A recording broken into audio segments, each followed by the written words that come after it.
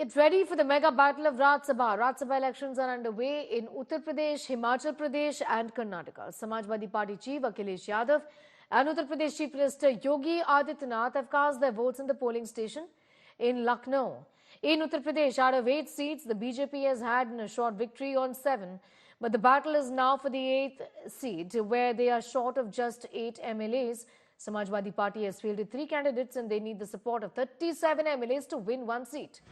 Surprisingly, during a dinner meeting with Akhilesh Yadav, 8 Samajwadi Party MLAs are missing. This is the exact number that the BJP needs to secure the victory on the 8th seat. Sources have told India Today that at least 9 to 10 Samajwadi Party MLAs are in touch with the BJP.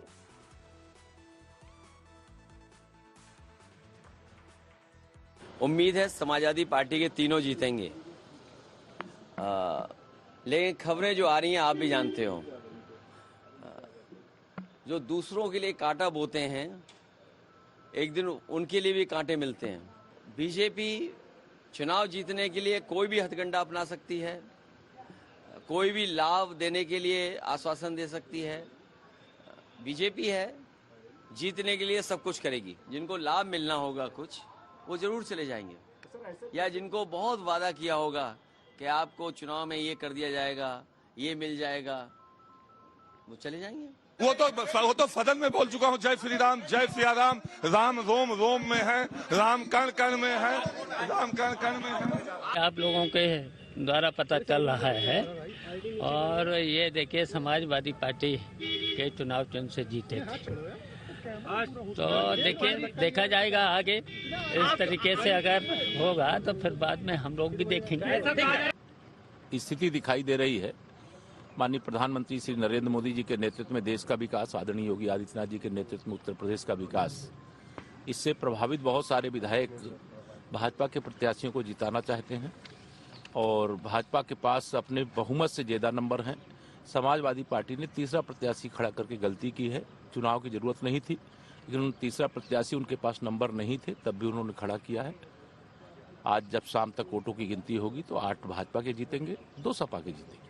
Bharatiya Janata party अपने 8 प्रत्याशियों को माननीय विधायकों के आशीर्वाद से जीत की तरफ तेजी के साथ अग्रसर करा रही है, और इस सब में लोकतंत्र में माननीय विधायकों का आशीर्वाद भारतीय जनता पार्टी को प्राप्त है। भारतीय जनता पार्टी को सभी विधायकों का आशीर्वाद प्राप्त है। श्री अखिलेश जी को डर लग रहा है, उन्हें लग रहा है कि वो जो प्रत्याशी खड़े किए हैं उसमें शायद कोई हार जाएगा। इस बात को ध्यान में रखते हुए बहाना बना रहे हैं, पर चुनाव की प्रक्रिया बिल्कुल साफ है। हम लोगों ने जितने प्रत्याशी खड़े किए वे सारे के सारे अच्छे बहुमत से जीतेंगे। हार जाएंगे इसलिए उन्होंने पहले से ही भूमिका उन्होंने लगता यही है कि उन्हें लग रहा है कि परिणाम उनके खिलाफ रहेगा, इसलिए वो भूमिका बना रहे। एनडीए के 8 उम्मीदवार बम्पर वोट से जीतेंगे। पहली बात, आपने कल देखा डिनर पार्टी में संकेत कल ही आप लोगों को मिल चुका होगा। कुछ लोग सट करके वोट देंगे और कुछ लोग हट के देंगे। एनडीए को वोट दे के आए सारे के सारे 9 विधायक।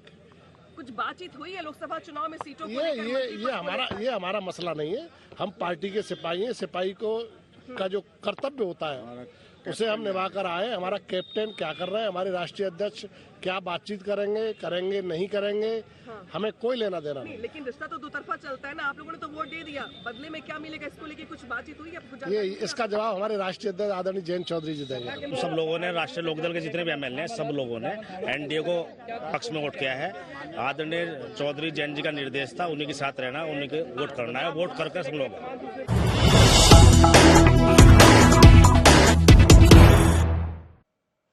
More news coming in, and we have a final confirmation on this, that Manoj Pandey has finally quit as the Samajwadi Party Chief Whip. Chief Whip's nameplate removed from the chamber. Samajwadi Party has accepted Manoj Pandey's resignation. Chief Whip's board was removed from outside his chamber. A big split in Samajwadi Party on the Rajya Sabha elections. Many MLAs are sitting in Uttar Pradesh Mantri Suresh Khanna's room. Manoj Pandey has left the post. Abhishek Mishra getting asked more details on that story. Well, it does appear, Abhishek, that as far as the Samajwadi Party is concerned, that BJP has won this round. We'll of course have to wait for how the cross voting happens, but give us a sense of the damage that these elections have led to as far as the split within the SP is concerned. Rajpal जी क्या कहेंगे जिस तरीके से करेंगे आप लोग सपा का stand? देखिए, संवैधानिक रूप से समाजवादी पार्टी तीनों कैंडिडेट जीत रही है और बीजेपी के पास कम है और समाजवादी पार्टी के पास पर्याप्त हैं। और करेंगे क्या आप लोग सर? जो मनोज पांडे चले गए, 9 से 10 विधायक वोट करने जा रहे, नंबर आएगा कहां से?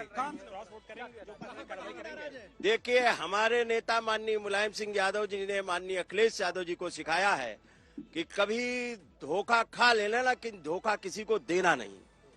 इसलिए हमारे नेता माननीय नेताजी की नीतियों पे चल रहे हैं और हमने संवैधानिक रूप से 3 कैंडिडेट हमारे जीत रहे हैं, उन 3 ही को खड़ा किया। बीजेपी के पास कम थे। अब 4 बजे देखना है बीजेपी ने संविधान खत्म किया कि लोकतंत्र खत्म? आंकड़ा तो है नहीं, जीतेंगे। आंकड़ा तो है नहीं, कार्रवाई करेंगे कैसे? आंकड़ा तो है नहीं आपके? आंकड़ा तो हमारे पास ही था, उनके पास आंकड़ा नहीं था।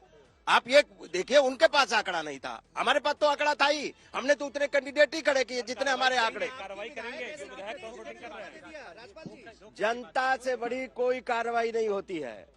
जनता ने, और ये समाजवादी पार्टी है, इस समाजवादी पार्टी ने बड़ी बड़े दलों का घमंड ठीक करने का काम किया। Just heard what he has to say, Sneha. He's clearly saying, Rajpal Asik, that Samajwadi Party, in a way, has only given 3 names of the candidates, and with the numbers, it was expected that it will get a direct, entry to the Rajya Sabha.